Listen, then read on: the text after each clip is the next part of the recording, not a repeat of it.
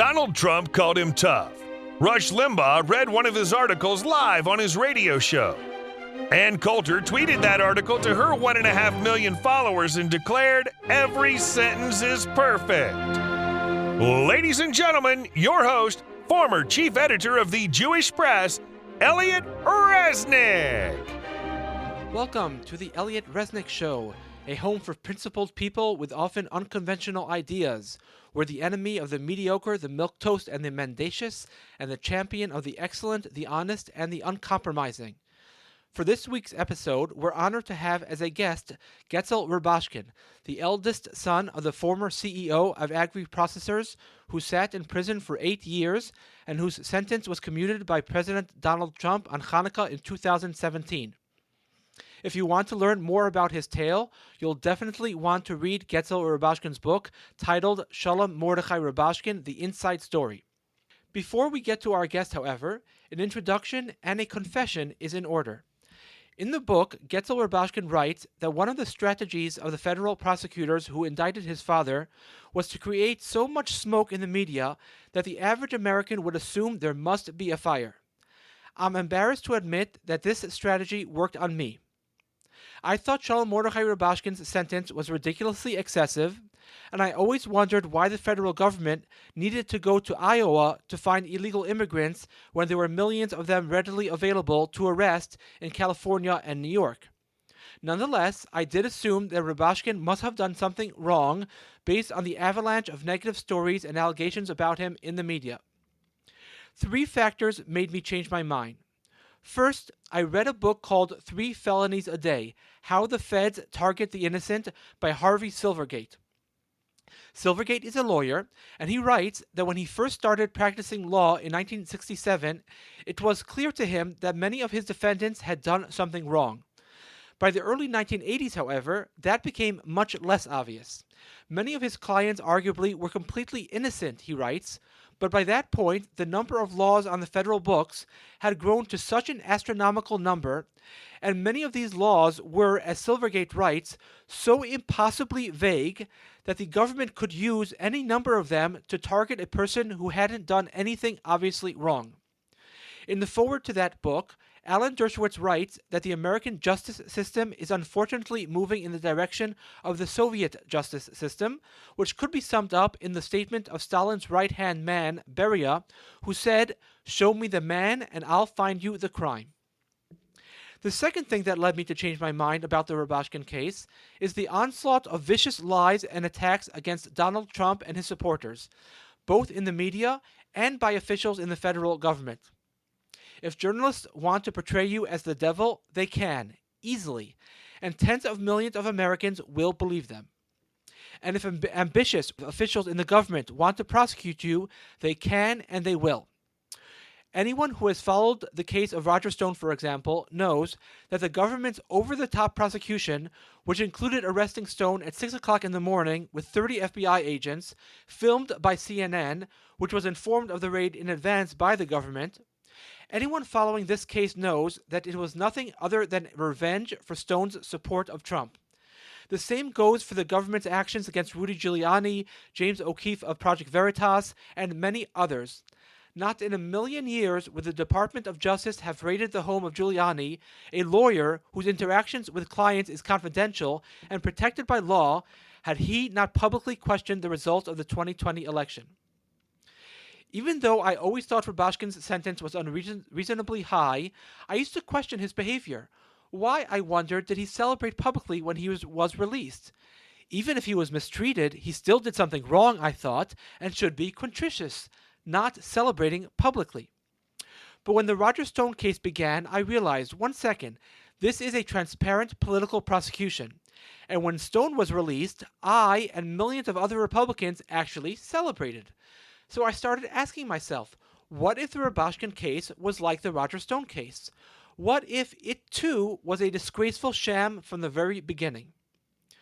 The final straw that led me to change my mind about the Rubashkin case was Getzel Rubashkin's book. This fascinating and eye-opening work led me to conclude that Rubashkin got the Donald Trump treatment 10 years before Donald Trump. The Rubashkin case involves myriads of details, many of which I don't know or understand. But to anyone who reads this book, it becomes clear very quickly that Rubashkin was the target of a witch hunt. He upset certain local people in Iowa who didn't particularly care for Hasidic transplants from New York, a reaction that, incidentally, inspired some of the early Zionists more than 100 years ago to argue for moving to Palestine.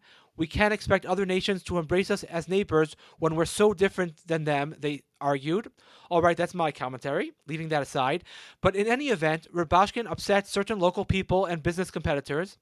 He upset union activists who promised to ruin him after he refused to unionize his plant, and he refused to unionize his plant because his workers voted not to unionize. And he wasn't going to impose a union on them against their will, among other reasons. And thirdly, he upset left-wing animal rights activists who targeted him just like they target Kaparos in Brooklyn every single year. The difference is, Brooklyn politicians need the Jewish vote, Iowan politicians don't. And so these interests, and perhaps others, converged in an attempt to try to ruin Rubashkin. And the federal government, for its own reasons, played along. And so it raided a plant in Iowa when there were millions of illegal immigrants it could have easily picked up in New York or California had it wanted to.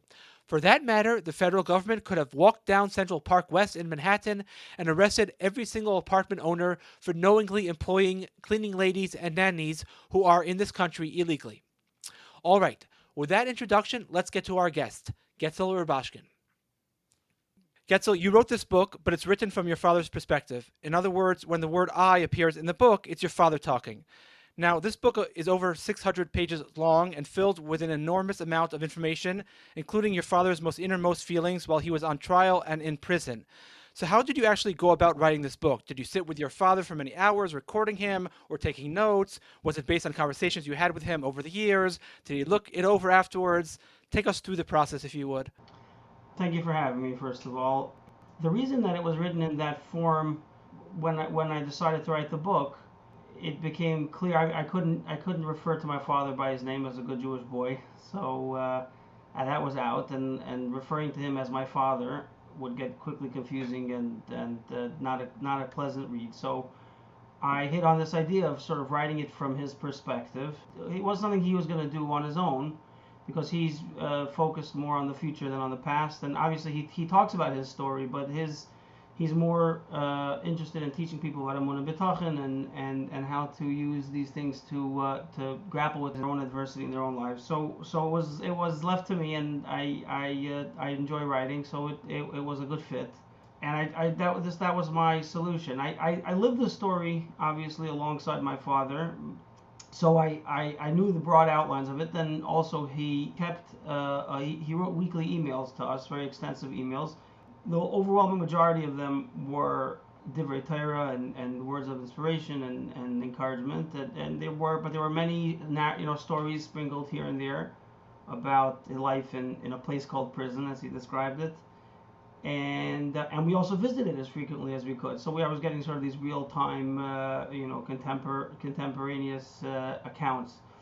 And I put all that together. I started out actually going through the emails and extracting all the stories that I could, and I wrote down as much as I could from memory. And he did work with me. He reviewed the document as it was coming along, and I definitely had many long conversations with him. Both about the story and also about the philosophy, sort of the ideology of it. So we had a lot of interesting conversations. Ultimately, the responsibility rests with me. I made sure that I wasn't misrepresenting him, but he didn't, and he made sure that I wasn't misrepresenting him either. But the word choices are down to me, and it was an interesting balancing act. But I think the work speaks for itself. People hear my father's voice through the book, I think, and it's faithful to the story as I know it from firsthand experience, and as he's told it to me on countless occasions. And his innermost feelings when he's on prison, on trial, those are also based on things that he wrote or said to you? So yeah, so definitely.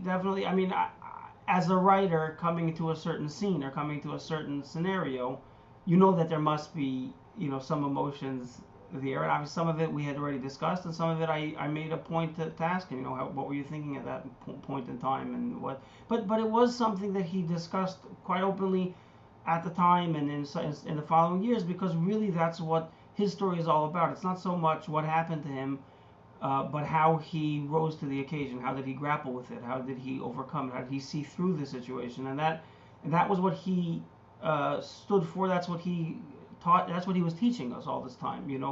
And so it was it came up often in conversations, and I definitely identified places to flesh out more thoroughly, and I did, and that's how it is. It's a long book. Yes, no, it's 600 pages and with many words per page. Not some of these pages they put like Yeah, 20. yeah. Actually, the publisher squeezed the margins. They were very hesitant.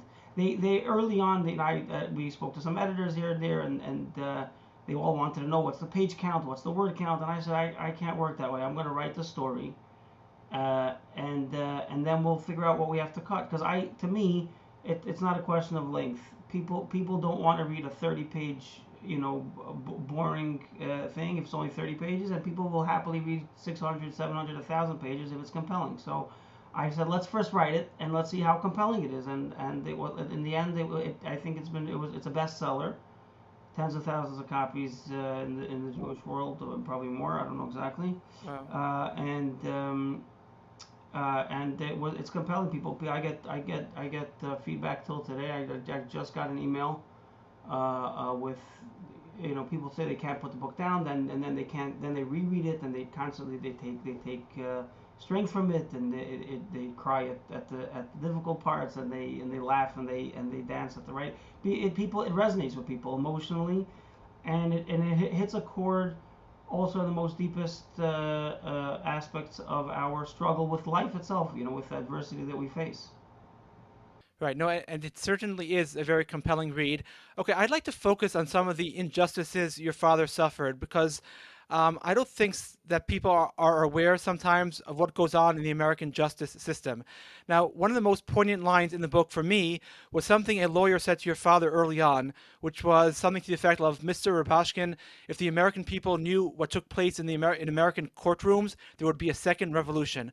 I wonder if you could give an example or two of what he might have meant by that.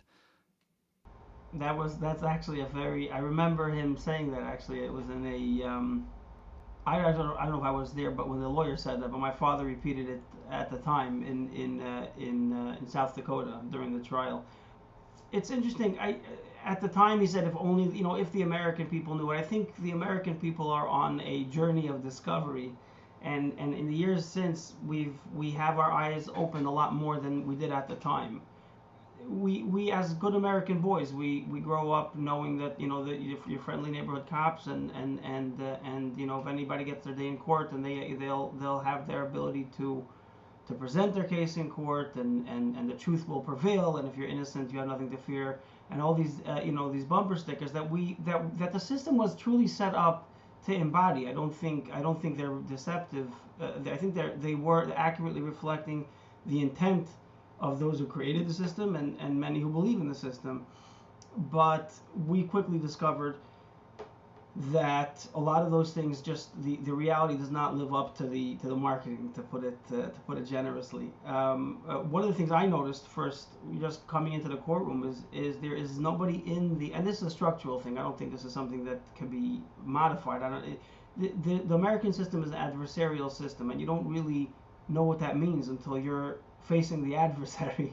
But what that means is there's nobody in the room that has the obligation to discover the truth.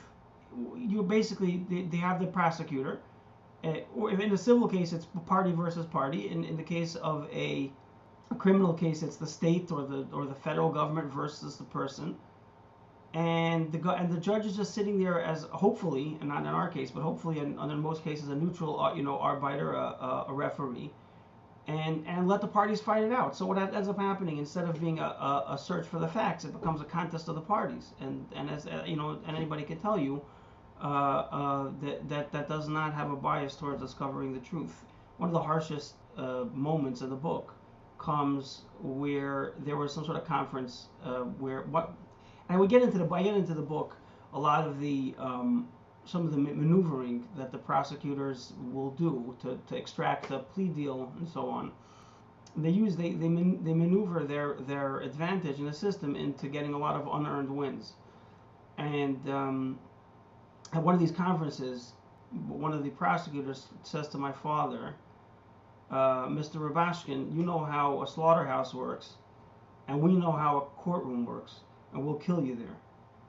That's a very telling statement, because he didn't say we have an ironclad case and we'll kill you there. He said we know how the courtroom works and we'll kill you there, which is to say they weren't leaning so much on an airtight case as on their procedural knowledge and on their structural advantages. And they have the home field, advantage, and they have a lot of structural. It's not a level playing field by any stretch of the imagination, especially not with the judge, the way we have it. But even with a neutral judge, there's you think you can go into a court and you'll have you'll be able to argue your case, but then they have something called a motion in limine, where they get to tell you, or the government, the judge rules on what you're allowed to say, what you're not allowed to say. So you don't really get to present your case. You can present the case they allow you to present, and that really prescribed a lot of the potential arguments. I think one example you give in the book is that this one of the trials your father went through about the bank. So the whole question of the trial was, did your father trick the bank or not in terms of finances, in terms of a certain loan? And the judge apparently, though, ruled that you were not allowed to discuss what the bank knew or did not know at the time of the loan, which is strange if you're trying to figure out if you've tricked the bank or not. That's right. And see, that's the thing. If me and you sitting here, you think, well, if you have a good argument, if you have a logical argument, you should be able to prevail. You should be able to make that argument and let the chips fall. Let the jury decide. But that's not how it works. And we found that shocking. I found that shocking. I imagine so. So your book contains an enormous number of examples of disturbing actions by the government and journalists. One of them that sticks out in my mind is the government's decision to include might have a meth lab in its formal justification for why it raided your father's meat plant, Agriprocessors. Now, you write that the government itself didn't believe what it wrote, but it included that information anyways in its written justification of the raid for a very specific reason. What was that reason, and how do you know the government itself didn't believe its own words?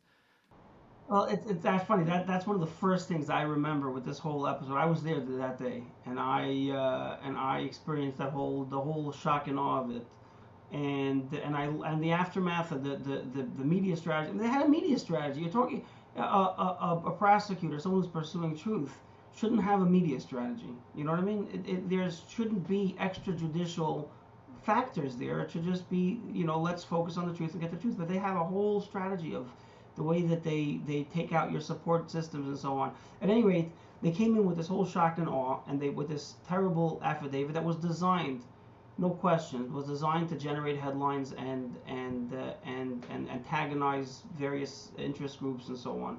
And I remember, again, with this same attitude of, well, if I could disprove it on paper, then I should be able to. I have some sort of point. It was from learning Gemara. You look at a case and you say, okay, one second, this doesn't make sense and that doesn't make sense, and you think if you could disprove it, you're accomplishing something, but you're really accomplishing nothing. The day or a week after, I sat down with that myself. I sat down with the warrant and I poured through it, and I was just highlighting, I don't even know who I was going to give it to, but I was just highlighting all the internal inconsistencies. And they claimed that certain things were happening on one side of the tracks. There's nothing on that side of the tracks. It was the whole thing was a hodgepodge. But that in particular, it occurred to me to check up what are the standard operating procedure if you suspect a meth lab. Because a meth lab is not a benign scene. You're talking about dangerous, flammable chemicals, toxic chemicals.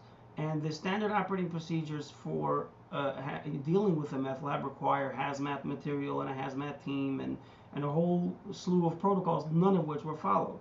So that their actions made it very clear that they were not expecting to find a meth lab on location. And yet they included it anyways for what reason?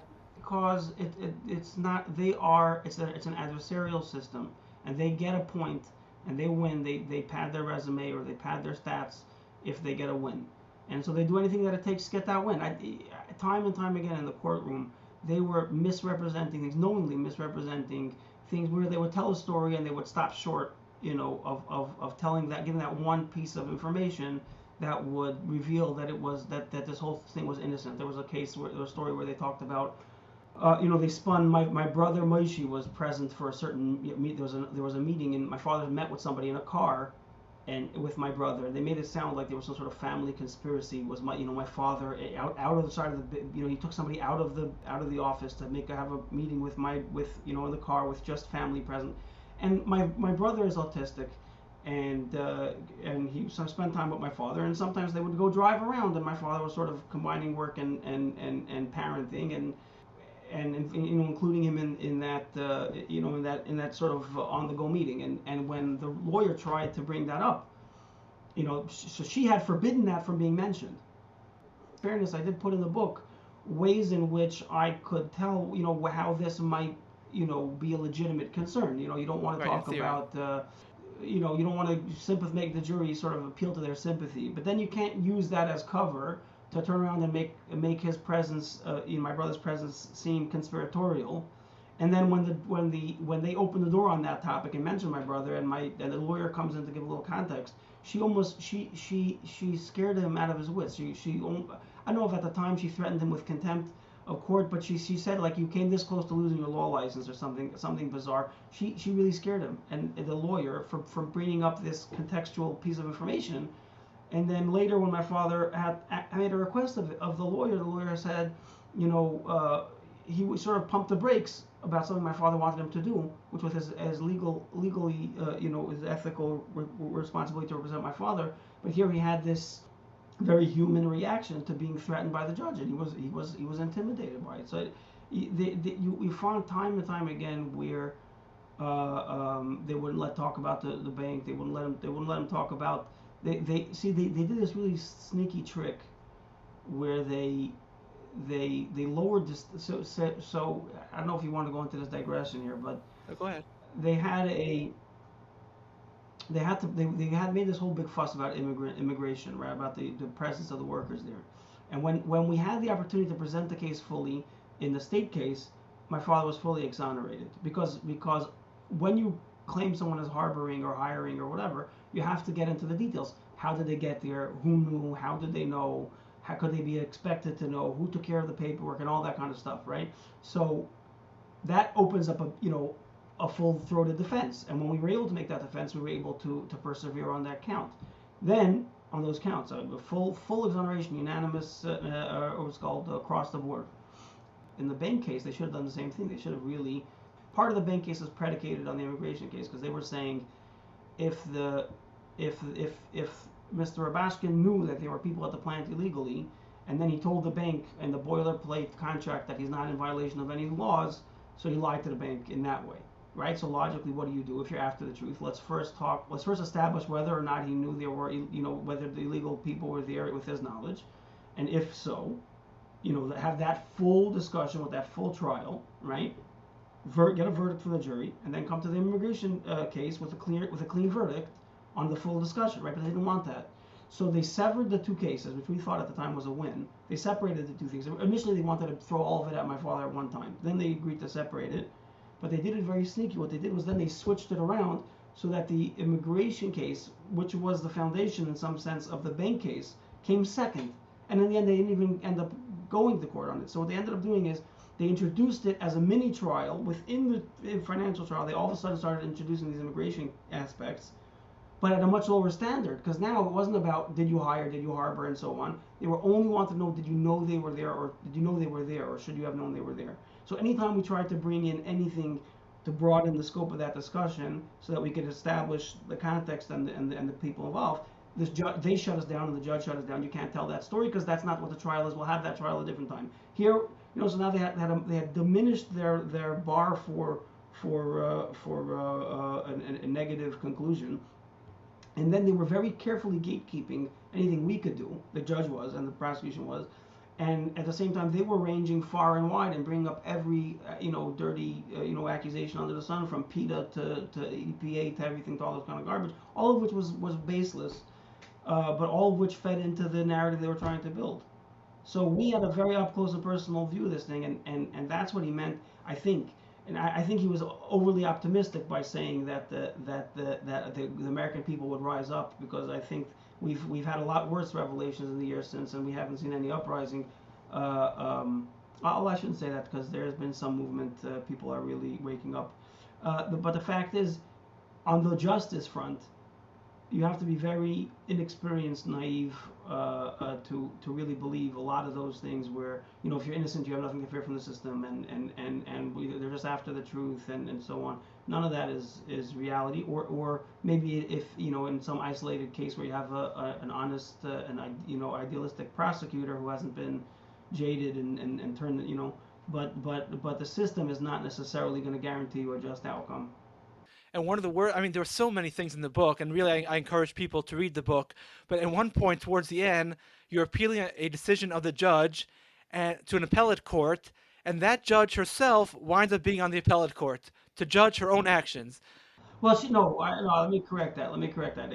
Wasn't judging her own actions, but she did do that earlier. I thought you were. So what happened at the appellate court was just that she was sitting. She had occasionally a district judge will sit in at the appellate level as a sort of a substitute when they're understaffed, and she hadn't done that in 5 years.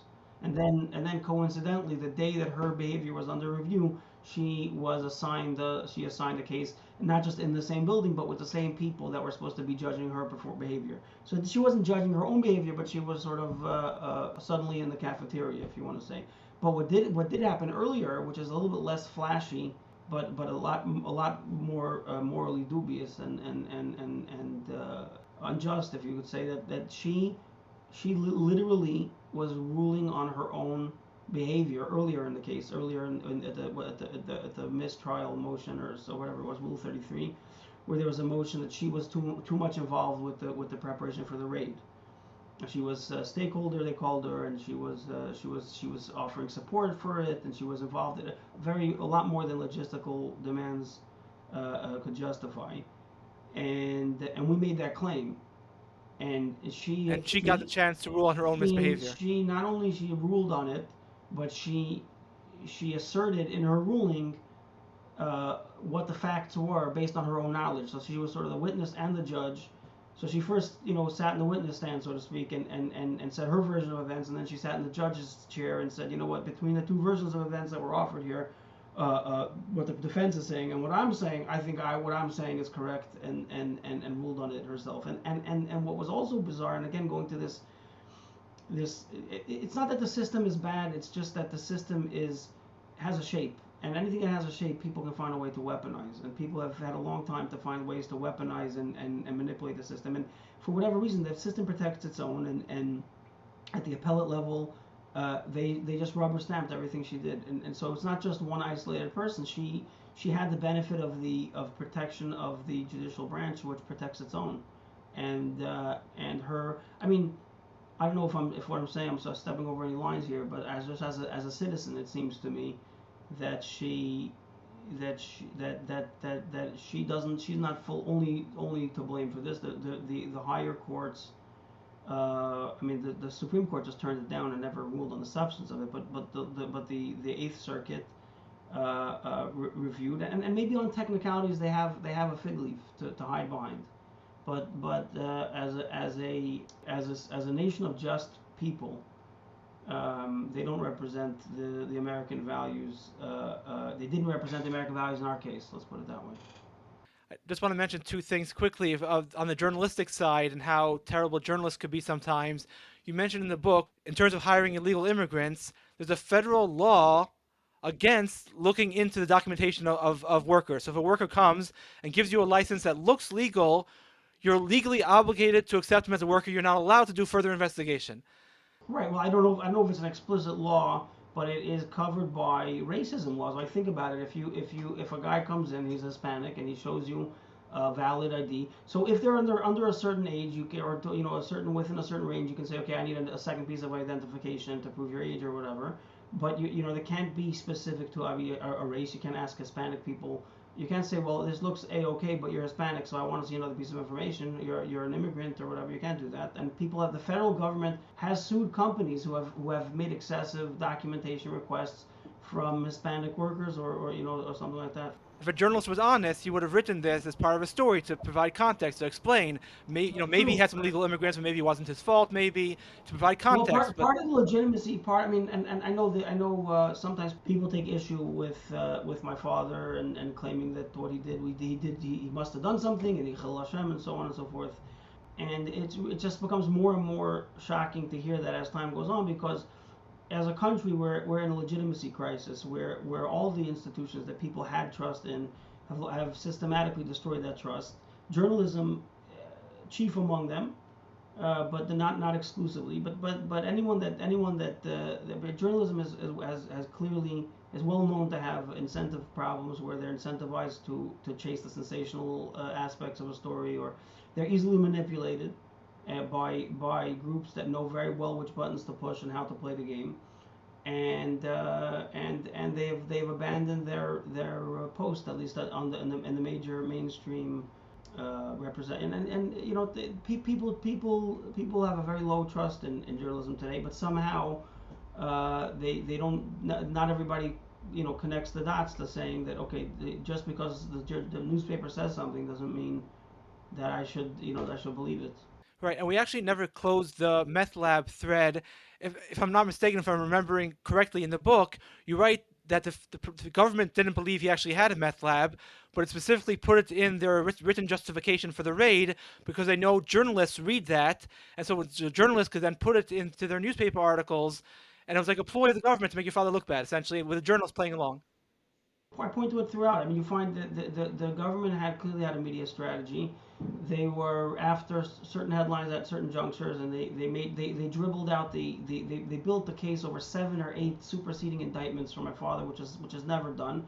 They just wanted to keep the story in the headlines, or maybe they were fishing and they legitimately were they had this thing where they kept drip drip drip, and then the state had to get in on it, and they definitely had a media strategy. They manipulated the media, and through the media, they manipulated the people, and that's what made it actually miraculous that we had the support that we had, which was critical both for moral support and obviously we as Yidden we believe that our tefillas and the prayers and mitzvahs and everything was the real effort that took us home, but also the financial support. We would never have had any of that if the media had the influence that they think they have, or if the Jewish community had any trust in the non-Jewish media.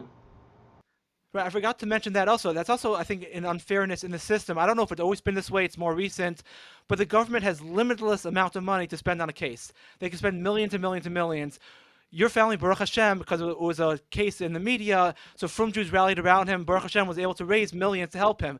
But your average citizen doesn't have millions. So you have an average citizen with $10,000 in savings going up against the government that has $100 million to spend. It's ridiculous, no? You see stories all the time of people that are forced to defend this or that court case and go bankrupt. The big lawyers make a good living, and I don't begrudge them, but people can't afford to, say, oh, if you're innocent, what do you care? But it costs a lot of money to clear your name. You never really do fully clear your name because you can't get the stench of the accusation off you totally in everybody's eyes.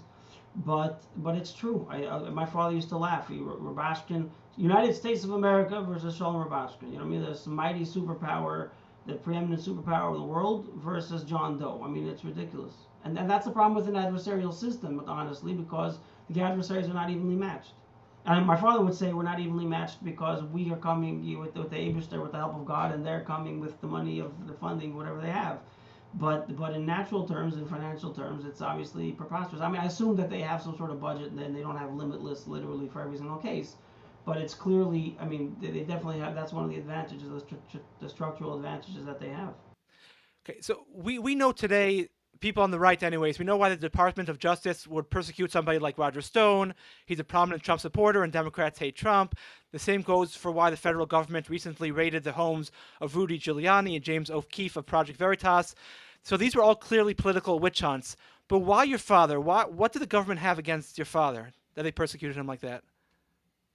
It's a hard question to answer because it involves speculation, and also it suggests. I mean, I'll just there is our family history goes back, and I start the book with the family history a little bit because to me that's where the story starts, because the story is really the strength to overcome the adversity, and that strength was baked into the family under more difficult circumstances than we were facing, but through Stalinist Russia and Tsarist Russia, and in Tsarist in communist Russia there was the communists were very heavily persecuting the Jewish people, and but actually if you look a little closer you'll find that the most of the persecution was not the Communist Party per se. I mean, obviously at the end Stalin went after the Jewish doctors, and obviously there was anti-Semitism going straight to the core. But a lot of the direct day-to-day persecution of the Jewish people was happening at a local level or lower level by what they call the Evreiske Sektia, the Yevsekin, the Jewish section of the Communist Party that obviously had a more personal grudge, a more personal axe to grind with the Jewish people that your standard Russian communist might have had bigger fish to fry.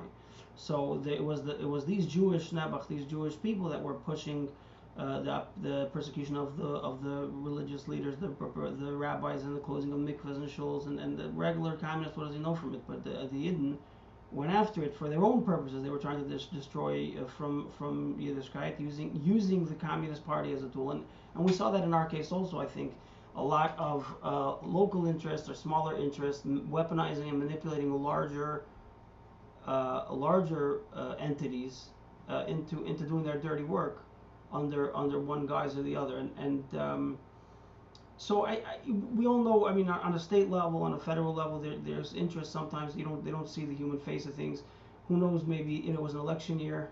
Immigration was a hot button topic then, as it is now, and it could be that the National Party was looking for some credentials and being tough on crime, tough on immigration.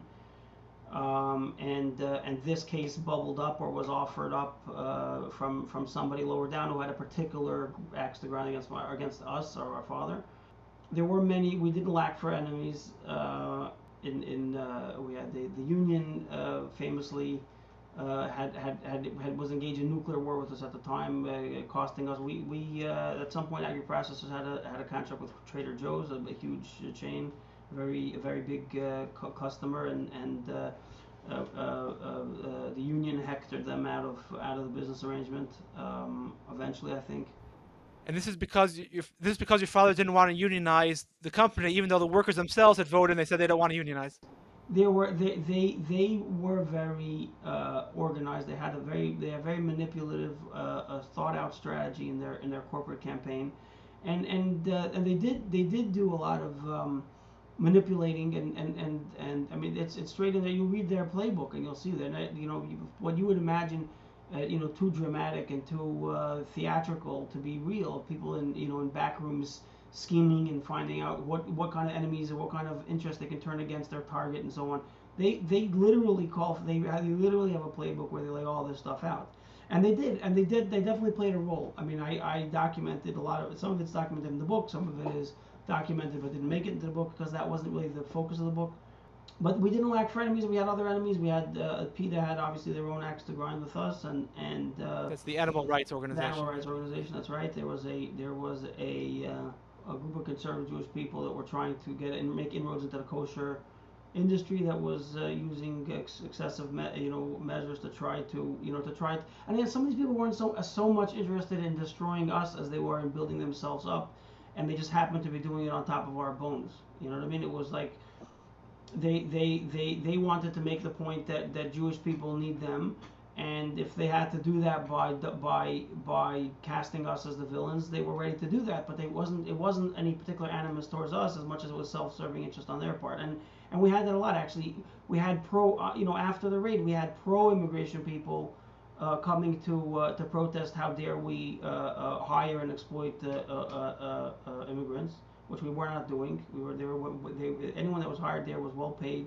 We didn't know about the illegal status, but no one was exploited there. Everyone was paid above minimum wage. You were given benefits with vacations, with whatever it was. Some of it's documented in the book. And then you had also the anti-immigration people coming, and how dare we hire them to begin with? So somehow everybody with a stake, with a chip to play, with an angle to play, found a way, and that's the reality of our times. Really, everybody finds every situation and finds a way to make it about themselves, and we were victims of that to some degree. Is there a mastermind? Was there a mastermind or a boogeyman behind the curtain somewhere orchestrating everything? It could be, but it doesn't have to be. There could be there you could this could all be explained as just a confluence of interest by people who wouldn't stop at these extreme measures. And my father would say, and I would obviously echo him in that this was how Hashem wanted it to play out, because it was time for my father to transition from what he was doing then to what he's doing now, and he's a tremendous inspiration to many people. He's changing lives. He's teaching people about Emunah B'Tachon. He's teaching people how to use them for emotional well-being. He's teaching and touching lives that he wasn't doing before. And whatever birth pangs we had to experience to get there, Hashem wanted it to happen. So we don't really credit anybody or blame anybody. It's really for the Eibishter. But if you want to look at the natural explanation for it, it doesn't have to be a single mastermind, but it could be. We don't make the claim that it is, but I don't reject the possibility. Right. And I think you're also right. You can't even win sometimes in one local example. So somebody might say, oh, a cheap Jew. And you write in the book, your father or grandfather, Dafka, paid the workers more than minimum wage. But instead of that leading to goodwill in the community, it actually led to resentment, because there was another meat plant in the community. They resented that now they have to pay their workers more. So even when you're nice, you don't win. All right, I know you have to go very soon. I just wanted to ask you two quick questions, if I could. So we spoke a lot about your father's case, but I haven't yet asked you about what it was like for you personally as a son to experience all this and to live with your father behind bars for 8 years. So how did you manage, mentally speaking? So it's interesting. I touched on this a little bit earlier, but I would say that very early on I really from the beginning, my father taught us. My father was an example. I looked at I remember very clearly actually right after the night of the conviction, his first night in prison, which is very thoroughly documented in the book, and is a very powerful moment in his story and in the book. I remember myself thinking, sort of at sea, like trying to think how to react to this, and I remember looking at him, and he was to me, he was strong. He was a rock, and I thought to myself, if he's the one that's the target and the subject and the victim of all this, he's going now to face whatever he's going to face, and he's solid. How could I fall apart? I can't really justify it.